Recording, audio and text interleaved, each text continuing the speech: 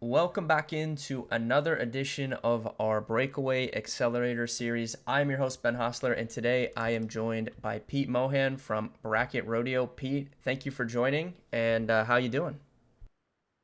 Doing great. It's a beautiful Thursday evening. I don't know. We're probably time traveling for when this gets published, but right now it's a beautiful Thursday evening.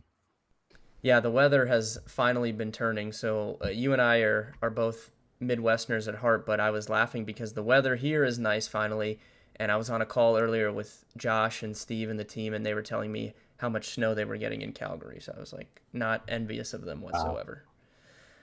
brutal. Yeah, just crazy. I don't know how they do that, but uh, I digress. If you Baseball are, time now here. yeah, for sure. If you're new, welcome in. Pete, why don't you tell us a little bit about Bracket Rodeo and, how long have you kind of been functioning? Are you the only founder? Do you have anyone else that you work closely with? Just give the people a little background. Yeah, for sure. So it is just me as a founder, and Bracket Rodeo is a game that I designed specifically as an alternative for traditional March Madness. But my journey with um, Breakaway and data feeds goes back to the football season, and prior to working with the college basketball data, I was working with the NFL data.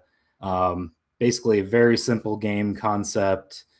You predict the score of the game, and you're awarded points based on your accuracy and the boldness of your prediction.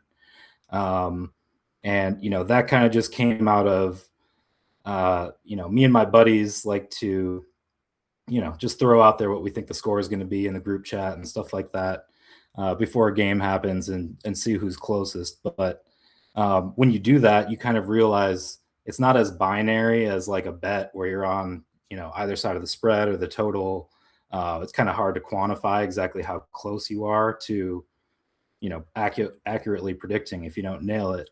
So I designed a little algorithm that allowed you to basically compare how close you were vis-a-vis your competitors.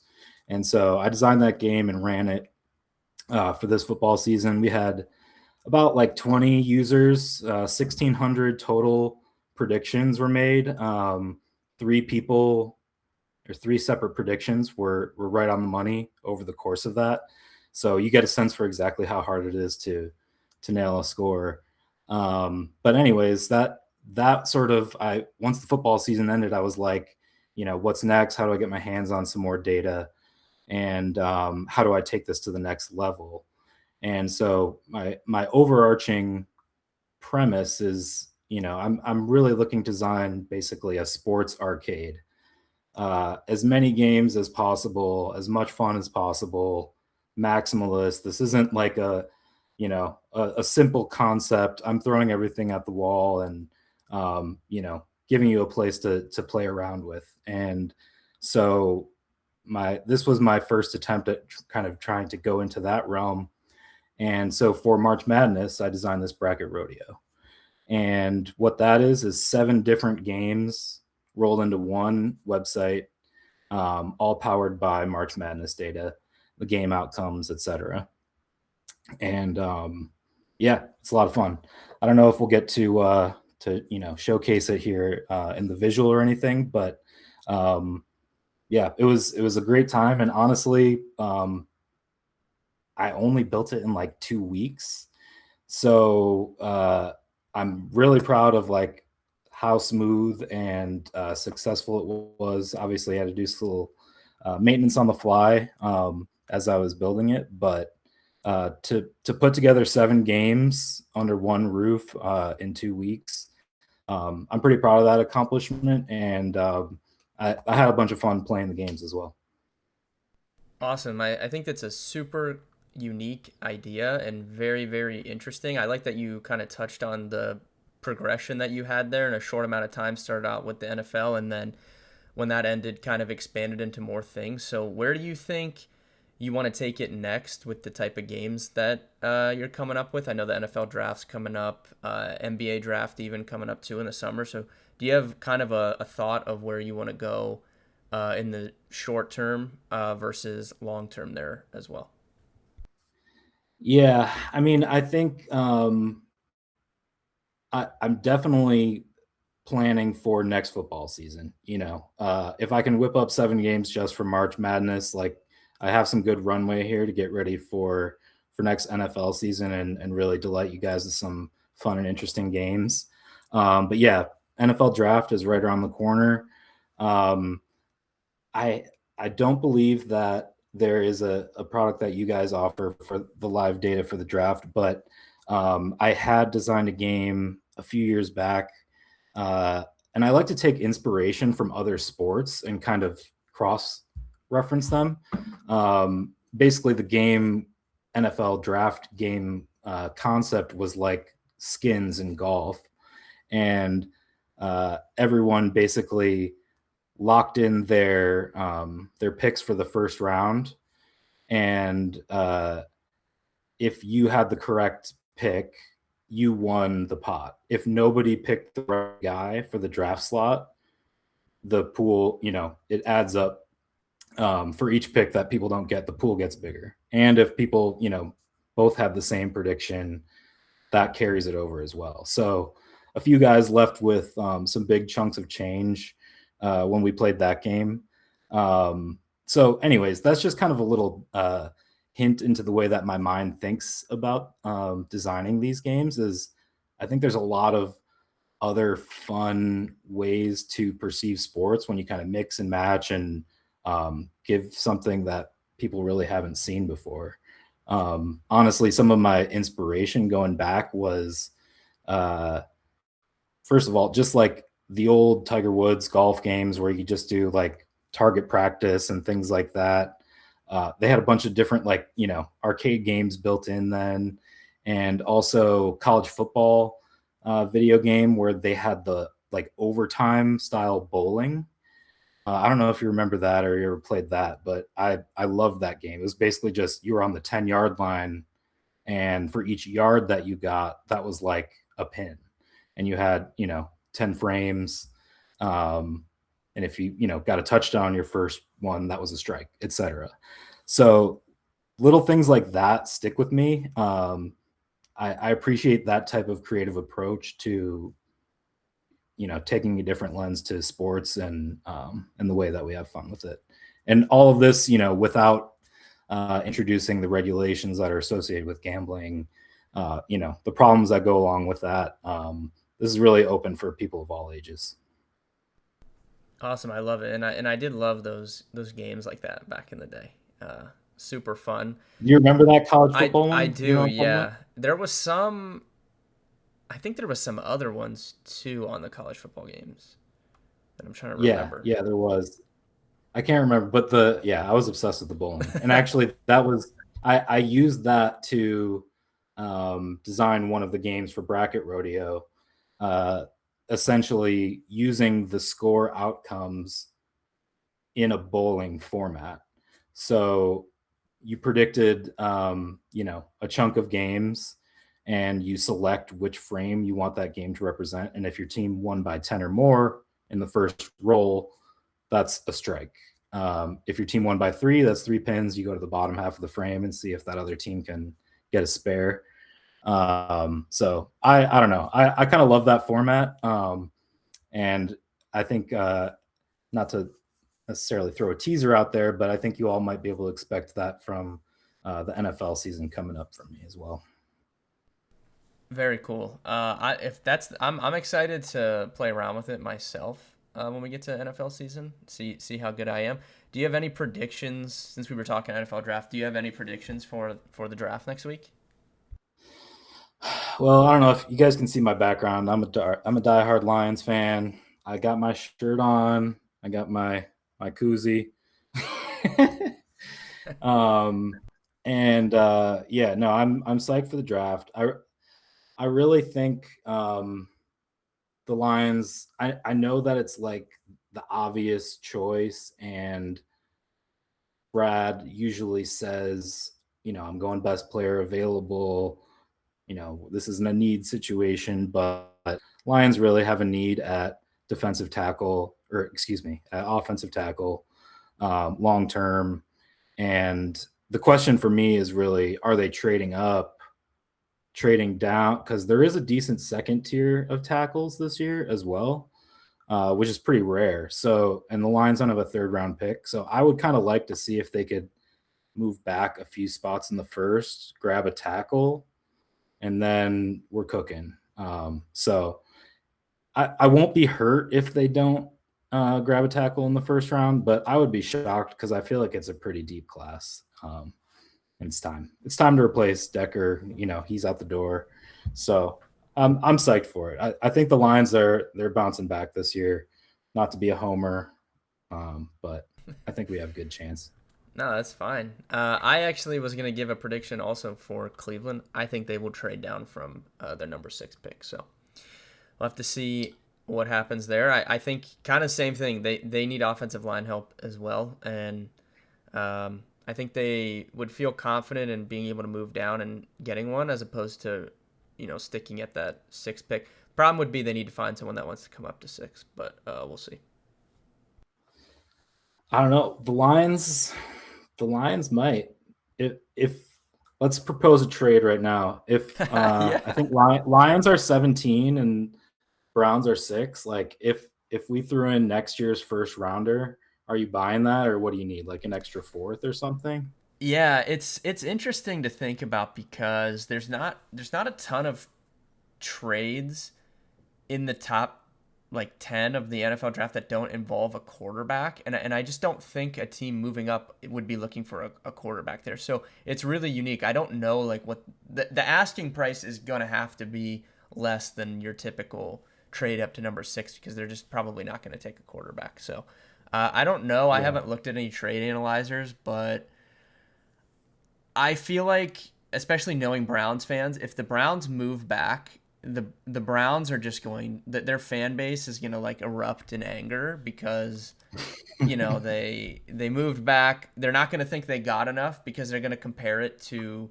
a trade where someone moved up to take a quarterback. So I can just see like I can forecast the anger coming from the fan base, but. Is wide receiver a big need in your eyes for the Browns? Yeah, I don't know if I would take one there, but I do think they need it. Yes, I wouldn't be mad Sounds if like I were there's a them. few guys. Yeah.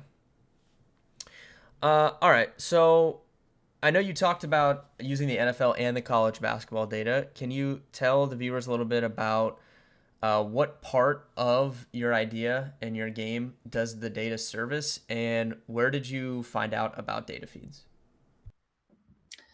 Yeah, so I guess to just start with how I found you guys. I mean, I was well, I finished my master's last May in innovation with user experience. So I was like chomping at the bit to get my hands on some tools and some data to really see what I could build now that I wasn't like burdened by classwork and work and all of that.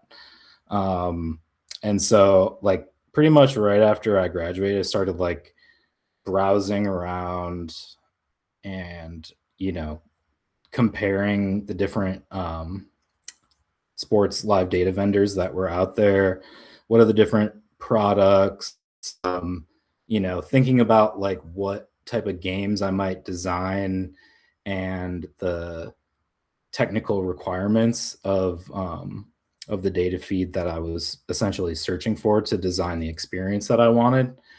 And although my NFL game was planned to really just be like based on a final score, which I totally could have just, manually entered when the scores when the game's completed. I wanted to still automate this.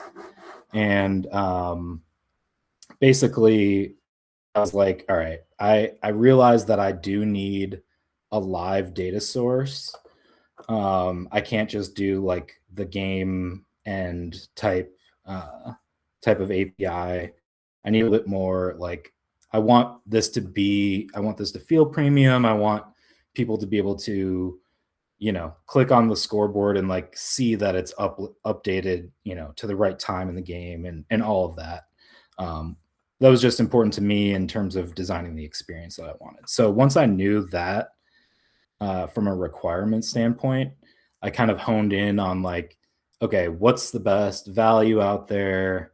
Um, what's if I'm trying to spin something up, like what's my best opportunity? And yeah, just using Google really honestly to explore what's out there. And came across uh, Rolling Insights and Breakaway, and it was like the perfect opportunity because I knew I wasn't going to be able to get something fully into production and with traction and paying customers right off the bat. But I understand like there are serious costs associated with live sports data, and so the discount that was offered by joining the Breakaway Accelerator after I had done my 30-day trial, which was great, like got me comfortable. I had to I designed some stuff even just with my 30-day window.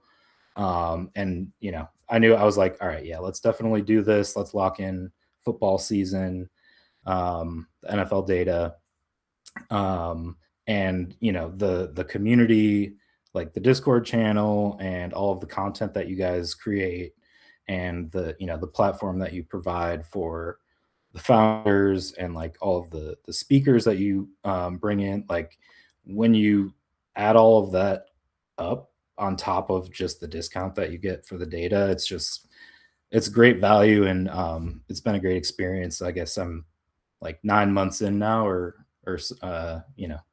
8 months in or something like that, into Breakaway. And yeah, I've found great success with both the NFL data, and honestly, the March Madness was like the data was so snappy.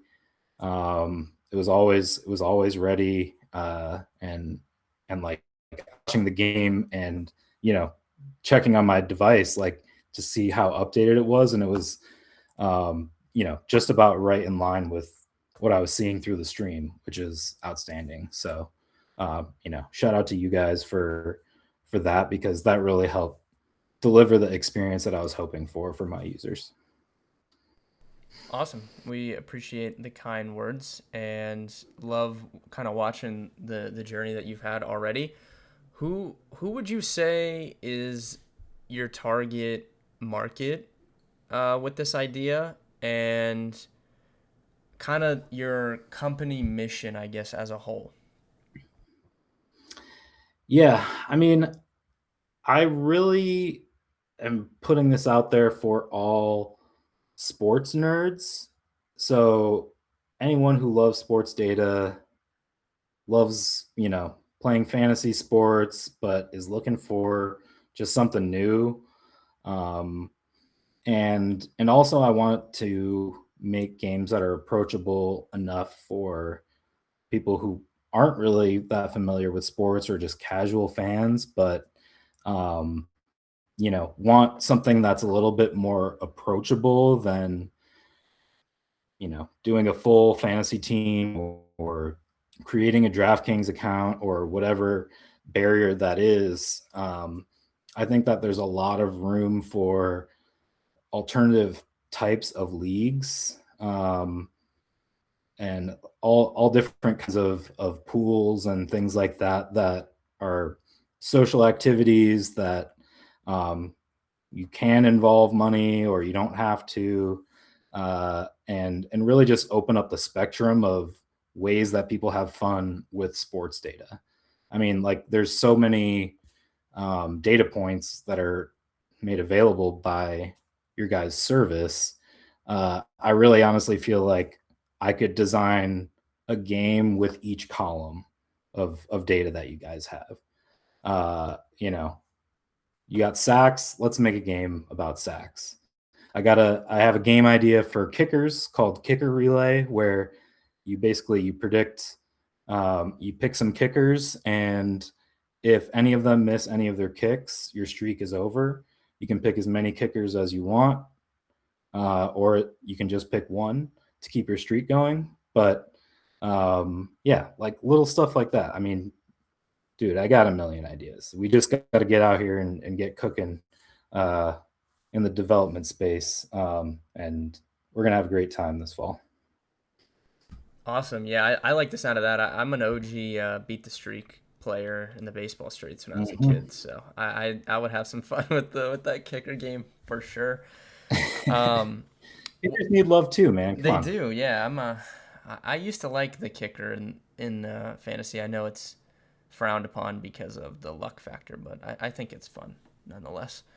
What would you say, kind of since you launched and joined, the Breakaway program, what would you say your biggest accomplishment is? I know you highlighted that you had like what 14 or 1600 total predictions put in. Do you have any achievements you'd like to highlight?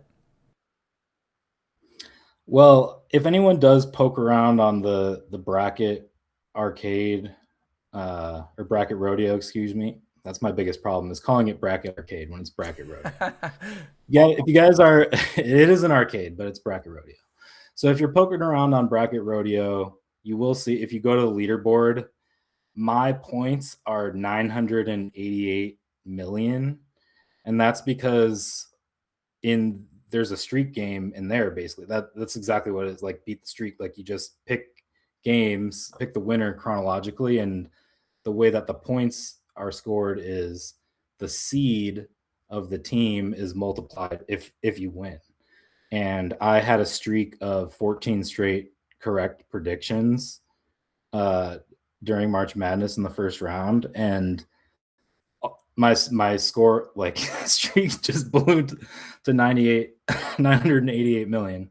And so it's a perfect learning experience because I'm like, okay, I didn't even think of this edge case where I accidentally did so well that like my score can't even be contained in the views that I designed because I didn't think that scores were going to go that high. So you learn little things like that. So I'm pretty proud of that streak.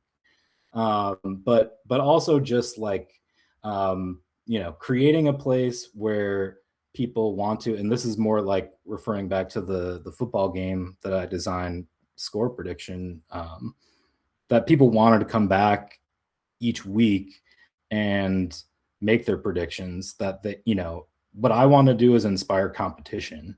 I want to make a game where you want to like, you get mad when you did poorly and you want to come back and try again. So design games that are challenging, social, competitive, unique. These are some of the things that I'm striving for when I'm designing. And yeah, I mean, I'm a game player too. I guess we didn't get into my full background, but I I may look somewhat young, but I started playing I started playing fantasy football in the mid 90s through the mail. I like was in a league with my uncles and their buddies, and yeah, like I would run to the newspaper Monday morning and get the box scores out and calculate my score. So I knew my score and my competitor's score before the newsletter came in the mail on Wednesday.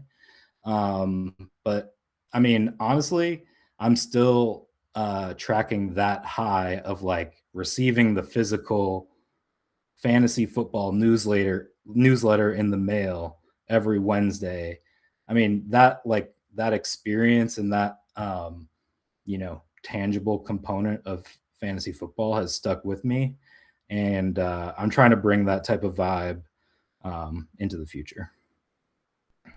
Awesome. I love it. Is there anything about our, I know you kind of talked about it earlier, which I appreciate. Is there anything about your experience working with us outside of the data itself that you would like to highlight? So I know you mentioned the Discord channel earlier. Um, is there anything other than the data itself The that you would speakers. like to highlight? Yeah, definitely the speakers that you guys bring in, like really unique people once a month. For those who don't know, they uh, provide a speaker of someone in the sports and gaming industry. Um, so whether that's like legal or game design or development, people with a lot of diverse perspectives and a lot of unique experiences that they can share with us who are new to this space.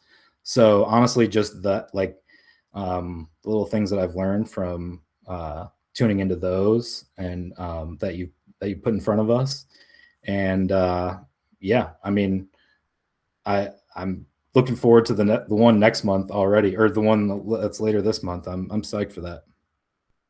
Yeah, I appreciate you highlighting that, those monthly fireside chats. I know Josh puts some work into that on the back end, and I'm sure he would be happy that you find value there. Back to the product itself, if you could add one capability to the data feeds product tomorrow, what would that be? Well, if I could really have it tomorrow, I would say NFL draft data, so we could get competitive there.